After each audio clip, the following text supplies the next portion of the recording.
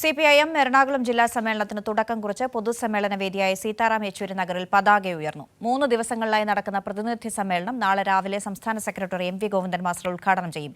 27-ന് സമാപന പൊതുസമ്മേളനം മുഖ്യമന്ത്രി പിണറായി വിജയൻ ഉദ്ഘാടനം ചെയ്യും. പതാക, കൊടിമര, ദീപശിഖാറാലികൾ പൊതുസമ്മേളന വേദിയായ മറൈൻ ഡ്രൈവിലെ സീതാറാം യെച്ചൂരി നഗറിൽ സംഗമിച്ചതോടെ ജില്ലാ സമ്മേളന നടപടികൾക്ക് തുടക്കമായി. സ്വാഗത സംഘം chairman Kochi mayor M. Anilkumar പതാക ഉയർത്തി. തുടർന്ന് ജില്ലാ സെക്രട്ടറി CN മോഹനൻ ദീപശിഖ തെളിയിച്ചു.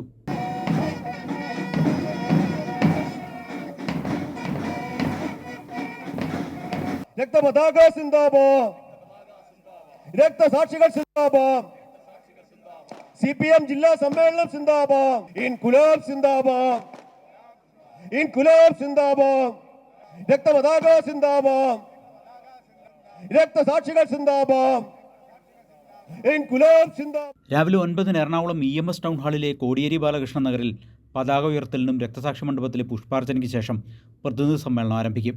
സമ്മേളനം സംസ്ഥാന സെക്രട്ടറി MV ഗോവിന്ദൻ മാസ്റ്റർ ഉദ്ഘാടനം ചെയ്യും. 16 ഏരിയ സമ്മേളനങ്ങളിൽ നിന്നും തെരഞ്ഞെടുക്കപ്പെട്ട 371 പ്രതിനിധികളും നിലവിലെ ജില്ലാ കമ്മിറ്റി അംഗങ്ങളുമാണ് പ്രതിനിധി സമ്മേളനത്തിൽ പങ്കെടുക്കുന്നത്. 27-ന് ബഹുജന റാലി, ചുവപ്പ് സേനാ പരേഡ്, വനിതാ വോളണ്ടിയർ മാർച്ച് എന്നിവയോടെ സമ്മേളനം സമാപിക്കും. സമാപന പൊതുസമ്മേളനം മുഖ്യമന്ത്രി പിണറായി വിജയൻ ഉദ്ഘാടനം ചെയ്യും. പോളിറ്റ് ബ്യൂറോ അംഗം A. വിജയരാഘവൻ, കേന്ദ്ര കമ്മിറ്റി, സംസ്ഥാന സെക്രട്ടേറിയറ്റ് അംഗങ്ങൾ എന്നിവർ സമ്മേളനത്തിൽ പങ്കെടുക്കും. കൈരളി ന്യൂസ്, കൊച്ചി.